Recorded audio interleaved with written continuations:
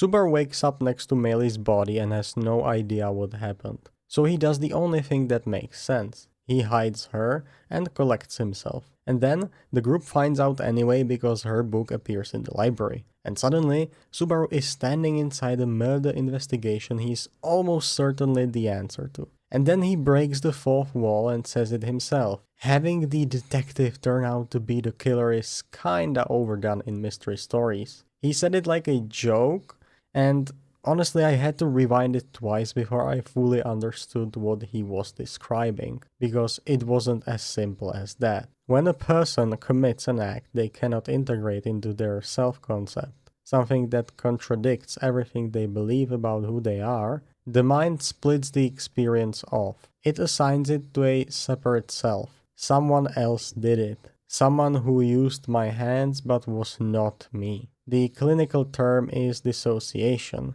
and the specific form it takes here is the mind creating distance between the act and the identity by turning the perpetrator into the investigator. Subaru is not pretending to investigate. He genuinely needs to know what happened, because the part of him that did it was not the part of him doing the investigating. And the episode makes that explicit in the most uncomfortable way possible, by making him read Meili's book and watch himself kill her from her perspective. He sees his own hands from her side, with her fear and her confusion about why the person doing it had empty eyes. So that isn't really a plot device, that is the show depicting dissociation with clinical precision. And Subaru naming it as an overdone mystery trope is the episode telling you directly, yes, this is exactly what you think it is, and it happened anyway.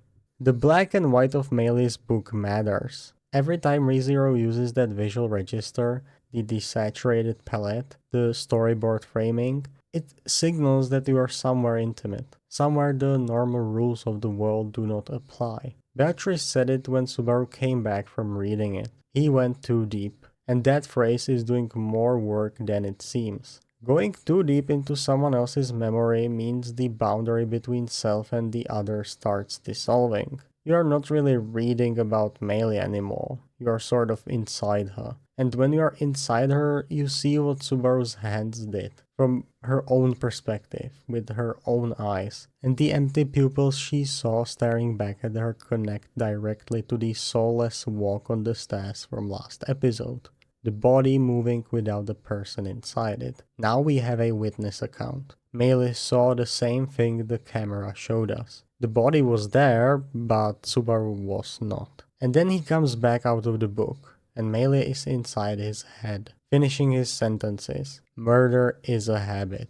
He absorbed her into the fragmentation, the same way the dissociated self absorbs everything it cannot process, by making it a part of the internal landscape rather than letting it stay external and real. He does not just carry the guilt of happened, he also carries Meili, her. So here is the question episode 10 is actually asking underneath everything else. Subaru looks at what he did and wonders, is this new? Did the tower create this, or was something always inside him that the loops finally unlocked?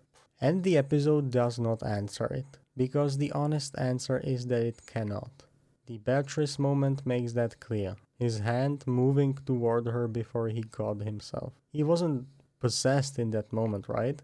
He had his memories back in a way, and he was fully present, he wasn't blacked out. And his hand still moved. So the question is not whether something external is using him. The better question would be whether the external thing and the internal thing have become the same.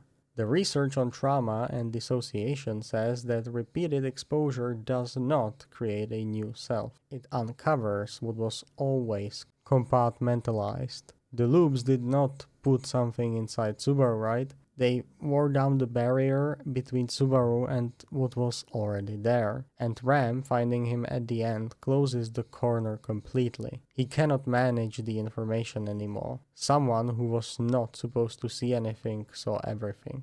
And the next loop starts with less room than the last one. Meili told him murder is a habit, and the terrifying thing about that line is not that she said it from the outside, she said it from the inside of his head. She is part of him now, and the part of him that already knows, already agrees. So episode 10 is not really about whether Subaru killed Meili, it is about whether the person who did it and the person investigating it were ever actually different. And by the end of the episode, with his hand moving toward Beatrice, with Melee finishing his sentences, and with Ram watching from the shadows, I think the gap between those two versions of him is smaller than it has ever been. Episode 11 is the Lost Ark finale, and based on everything episode 10 built, whatever breaks next is not going to be really quiet. So drop your read in the comments. What do you think happens when Ram confronts him?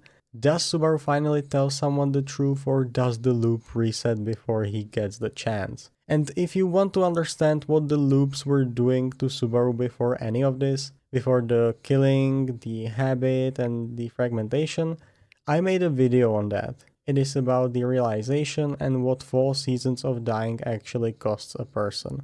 Link will be on the screen, and so will the full season 4 playlist of videos I did. Thank you so much for your support throughout these ReZero videos, especially on the previous one. I'm so happy you liked it, and I wish you a nice day.